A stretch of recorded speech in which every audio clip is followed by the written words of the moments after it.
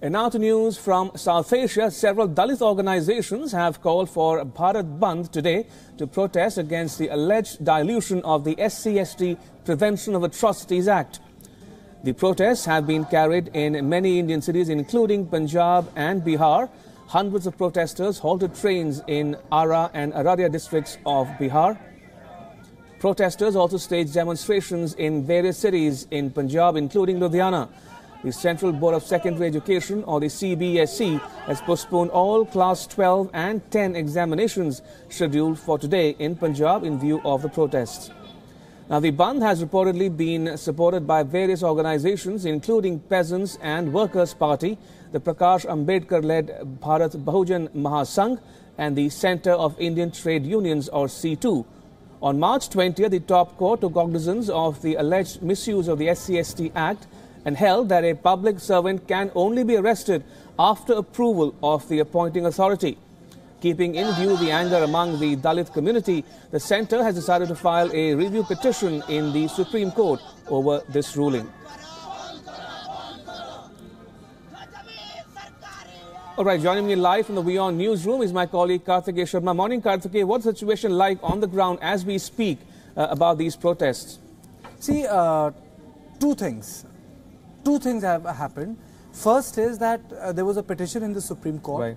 And Ramesh, the petition was about that is ST-SC law being exploited?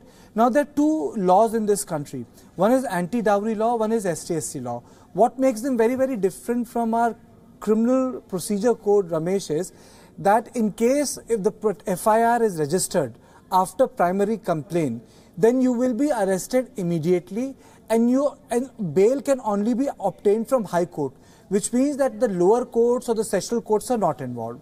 Now, the laws are such that in this case, both in anti-dowry and ST-SC, it becomes a liability on part of the person who is being accused to prove himself innocent.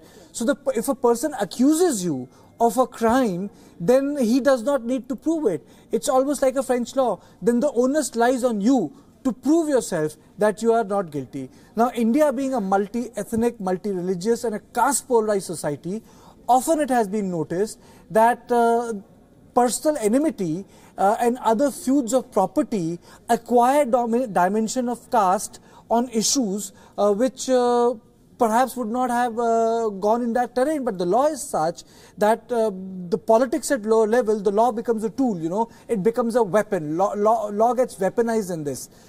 So the petitioner and the court were of the view that there should be some sort of a check between a complaint and an immediate arrest. Now the similar issue was raised with the anti-dowry law. Both were brought at a time when the women were being burnt, which was in the context of the dowry laws and the dowry. And in this case, abuse of SC and ST, not only in terms of property and politics, but in terms of civil life, decency and decorum. Now what has happened is that the Congress used it as a political plank and said that government is trying to do it. So today, the government is going to go to the court to file a review petition on this, saying do not tinker with the law.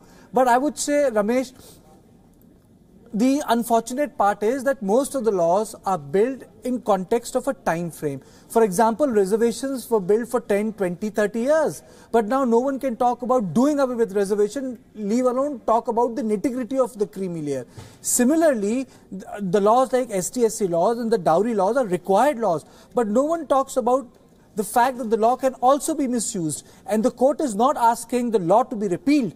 The court is saying that there has to be that little subset of safeguard in it. But that has got politicized, and that is why you have got those protests throughout India where Dalit bodies are protesting, and most of them are affiliated to political parties. So for the larger viewer of view on the story lies in the fact that because of politics, laws cannot be overhauled and reviewed in India. And that's the sad part. Everywhere in the world, laws are reviewed, re-reviewed, and they acquire the social context of the time, because law is expression of the society's social moods and morality. How can you have a law which was made 20, 30, 40 years back and expected to continue just because it caters to your political, your political vote bank? Right. On that note, Karthikeya, thank you so much for that comprehensive update on that developing story.